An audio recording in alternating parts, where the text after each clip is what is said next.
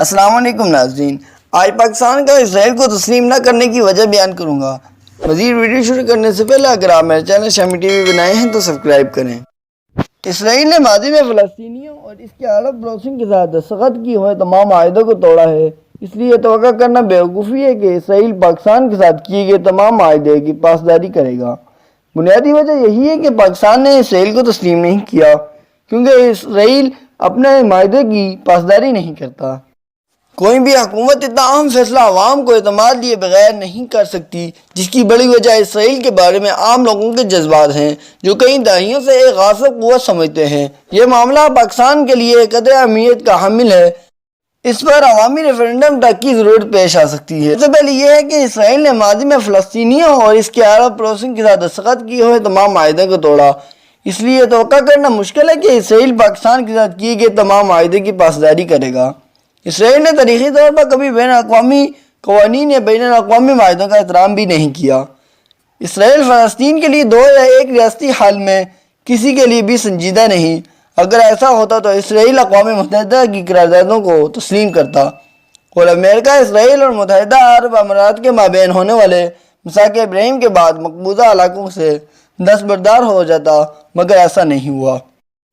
اسرائیل نہ صرف فلسطینیوں کی کسی ریاست کے حق کو سرے سے تسلیم نہیں کرتا بلکہ وہ فلسطینیوں کو فلسطینیوں اور اسرائیلی شہروں پر مشتمل مشترکہ ریاست کا شہری بننے کا حق دینے کو بھی تیار نہیں۔ اس کی سب سے بڑی وجہ یہ ہے کہ ایک جمہوری نظام میں فلسطینی اسرائیل میں اکثریتی ووٹ بینک ہوں گے، جس سے اسرائیل کی نسلی شناخت متاثر ہوگی۔ اسرائیل کے نسل پرستانہ قومیتی قوانین کی بدولت اسرائیلی ہونے کے لیے یہودی ہونا لازمی ہے۔ یہ امر ایک مشترکہ ریاستی حل کے امکانات کو بھی ختم کر دیتا ہے اور اسرائیل کو دو ریاستی حل کی اجازت بھی نہیں دیتا۔ لہذا صرف ایک ہی راستہ بچ جاتا ہے کہ تمام فلسطینیوں کو ان کی آبائی سرزمین میں سے بے دخل کر کے عرب ریاستوں میں پناہ گزین بنا کر بھیج دیا جائے۔ پاکستان کے لیے اس وقت اسرائیل کو تسلیم کرنا نیتن یاہو کی صہیونی اور دائیں بازو کی حکومت کے سامنے ہتھیار ڈالنے کے مترادف ہے۔ یہ مغربی کنارے اور شام میں نیتن یاہو کی قیادت میں صہیونی قوم پرستوں کے ہاتھوں مسلمان عربوں پر تشدد اور بے گناہ قتل کو نہ صرف جواز مہیا کرے گا بلکہ ان کی حوصلہ افزائی بھی کرے گا۔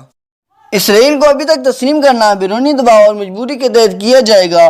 یہ پاکستان کے عوام کے جذبات کی عکاسی پیدا نہیں کرے گا بلکہ سیاسی اور معاشی دباؤ میں پاکستان پر مسلط کیا گیا ایک ایسا فیصلہ ہوگا جو ہماری قومی خود مختاری پر کئی سوالیہ نشان اٹھا دے گا۔ فلسطینیوں کی زمینوں پر غیر قانونی قبضے کی وجہ سے پاکستان اسرائیل کو تسلیم نہیں کرتا، اس طرح وہ کشمیری اراضی پر بھارتی تسلط کو بھی نہیں مانتا۔ فلسطینی زمینوں پر اسرائیلی قبضے کو تسلیم کر لینا کشمیر پر بھارتی قبضے کو اخلاقی جواب دینے کے مترادف ہوگا اور یہ فلسطینیوں اور کشمیریوں کے پاکستان پر اعتماد سے غداری ہوگی۔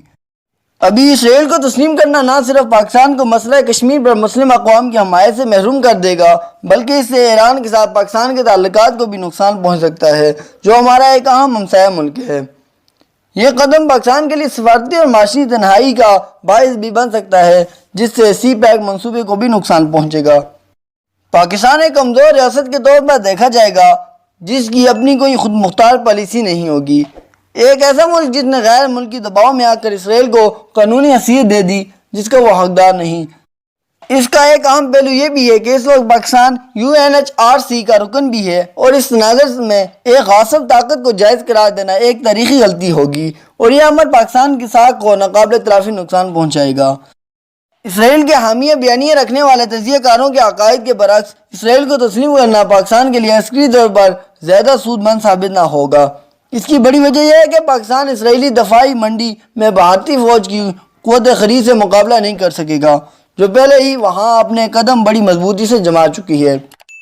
ان تمام عوامل کے تناظر میں یہ کہا جا سکتا ہے کہ اسرائیل کے بارے میں پاکستان کا موقف اخلاقی، سیاسی اور معاشی حقائق پر مبنی ہے۔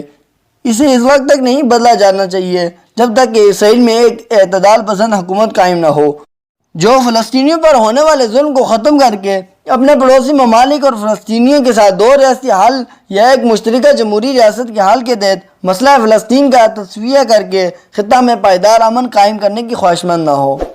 مزید معلوماتی ویڈیو دیکھنے کے لیے شامی ٹی وی کو لائک، سبسکرائب اور شیئر کریں۔